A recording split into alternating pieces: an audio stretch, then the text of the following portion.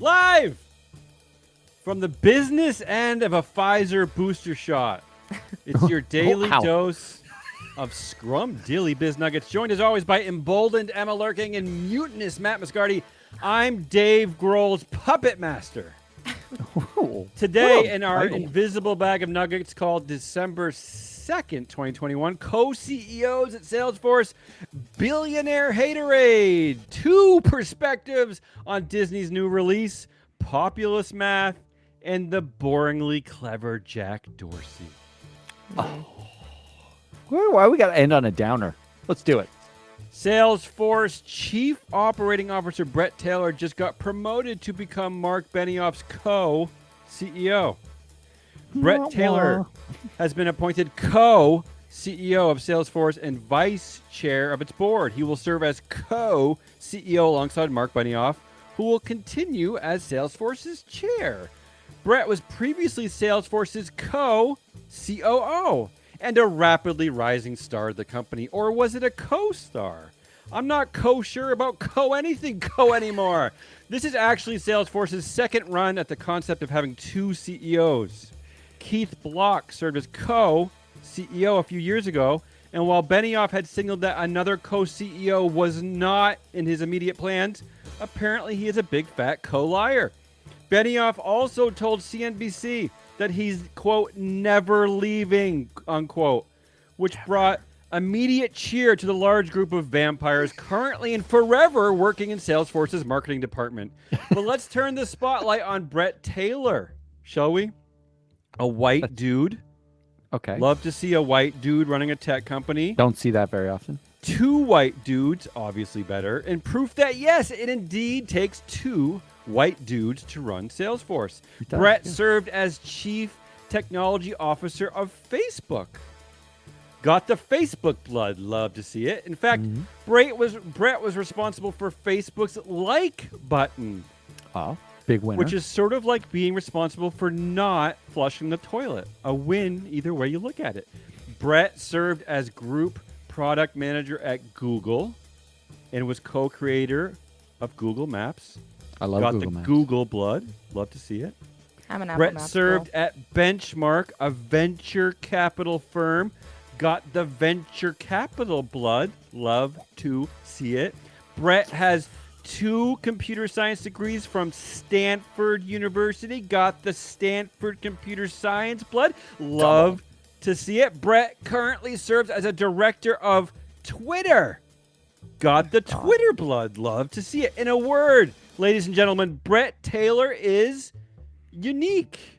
Not sure how they managed to find someone with such an extraordinary and diverse background like Bret Taylor. And the really great news for Salesforce shareholders, now you'll have 2 CEOs to throw $26 million at every year. Yay!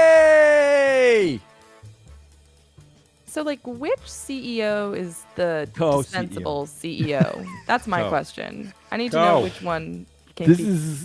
is Mark Benioff moving to just chair of the board by 2022. Ugh, Co. Gross. This is a public service announcement to every Elon Musk ass-licker who relies on the following argument when discussing the wealth of billionaires. They don't actually have all that money in cash. It's wrapped up in stock or real estate, so they can't just give it away. They sound Fuck just like you and listen up. Ooh. In 2021 alone, CEOs and corporate hot. insiders have sold a record-breaking $69 billion in stock. But hopefully, I won't have to remind you that it's only December 2nd, because this is typically a month where there is a lot of tax planning to be done. Tax planning. How did you know December will certainly see even more massive sales. Musk and Bezos alone have sold $10 billion in stock each this year. The Tweedledee and Tweedledum of late-stage capitalism are included in a group of 4 supersellers, along with Emperor Zuckerberg and the Walmart Waltons, who make up 37% of that $69 billion. So, if you went to Wharton or Stern and are feeling the inescapable itch to give me a lecture on the finances of billionaires, take the time you put into your calendar for schooling that pierced commie lib and instead use it for deep breathtaking and crying in acceptance and mourning of the broken economy we presently live in. Now that I think about it, actually, Finance Bros scheduling crying sessions on Outlook or Google Calendar would probably be a pretty effective way to combat toxic masculinity. Definitely I would help. go to that session. I know you would. I think You're my that would be primary fun. target. How dare you? News broke last night that Susan Arnold will succeed beautiful Ken doll Bob Iger as Disney's board chair. Congrats to Susan for escaping the stench of McDonald's board and making her way to the chair of Disney's. But honestly, my first thought had nothing to do with Susan Arnold. It had to do with Bob. Bobby Iger does it again. Let's play the tape, shall we?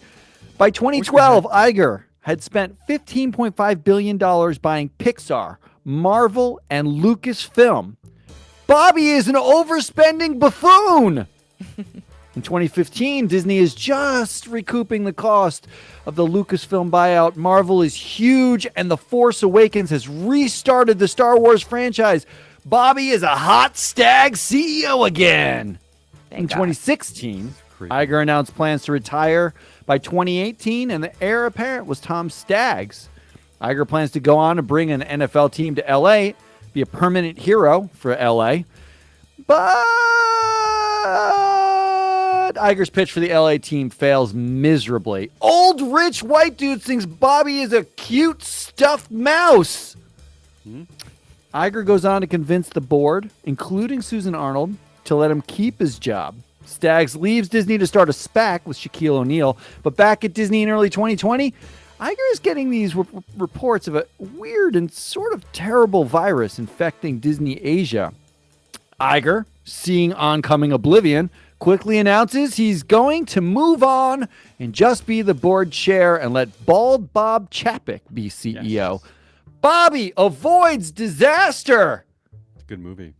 2020 kills Disney parks. The one thing Chapek knows, and Disney, on its hands and knees, goes back to Iger and says, will you come back and be sort of a CEO daycare provider for us? And then Iger goes on to oversee Disney Plus get launched, gets the parks back online by banning walking while eating, and Disney comes back hard from the pandemic. Hot Bobby saves us all from bald Bobby! Oh. But then, what's this on the horizon? What's an Omicron? Susan Arnold, welcome to the board chair position. Bobby avoids disaster again. Free float prediction time. By June of 2022, Bob Iger is the board chair and CEO emeritus of the Disney Corporation, helping oversee Disney's fight against COVID variant Optimus Prime while launching Disney's first metaverse theme park. Bobby the Hero returns in The CEO Awakens, coming to theaters in 2022. The story of Bob Iger. I love it. That actually sounds like a legit prediction, so I'm not going to laugh at it. I'm in. That's a good point. Matt already said it, but maybe instead of focusing on the white dude we've been talking about incessantly for the last 14 years, maybe we should take a second to congratulate Miss Susan Arnold, who will be stepping into Hot Bob's role at the end of 2021. Yay, Susan! Disney is an institution that has profited off of the exploitation and subjugation of women since its inception. And now that a woman is going to be head honcho of exploiting and subjugating women, maybe women will get exploited and subjugated less. I'm really hoping that Susan can in particular put in a good word at Pixar regarding the momlessness of Disney princesses. I just want Disney princesses to have a non-dead, non-evil mom, and I think Susan might just be the chairwoman to make my pipe dream come true. And not only is future chairwoman Arnold a woman, but she's a gay woman to boot. And I was made aware of this fact by way of Wikipedia, because of course. And while this is of very little importance in the grand scheme of things, it is important to me that you hear the way that the Wikipedia editor chose to phrase it. At the end of Susan Arnold's Wikipedia page, there is a single sentence in its own paragraph that reads, "She is openly lesbian." This is a clear example of an embarrassing person above the age of 40 who doesn't understand the use of the term lesbian, but I kind of love that it was important enough to deserve its own paragraph. In any case, Disney is clearly going for efficiency when it comes to checking off the diversity boxes, but I'm pulling for Susan despite the fact that she's also a longtime board member of McDonald's. I really can't speak today. A board member of McDonald's being the chair of the Disney board just feels like an ominous combination to me. I don't know. What's wrong with openly lesbian? Former board member of McDonald's. What's wrong with openly lesbian? The connections are always there, Damien. openly lesbian. That's a problem? Yep. I mean, according I According don't to know. I'm Wikipedia pretty or who? homophobic. I don't know about you. That's a good tease. Let's talk about that in tomorrow's Friday show. A double populist whammy today. This one's quick. Dollar General announced it's expanding its, quote, rich suburban offerings to more stores. They call it Pop Shelf. The store, famous for selling things for $1, will now sell things for $5 to rich yuppies and Lululemon pants. Finally, no one will think of us as a store just for the poorsies.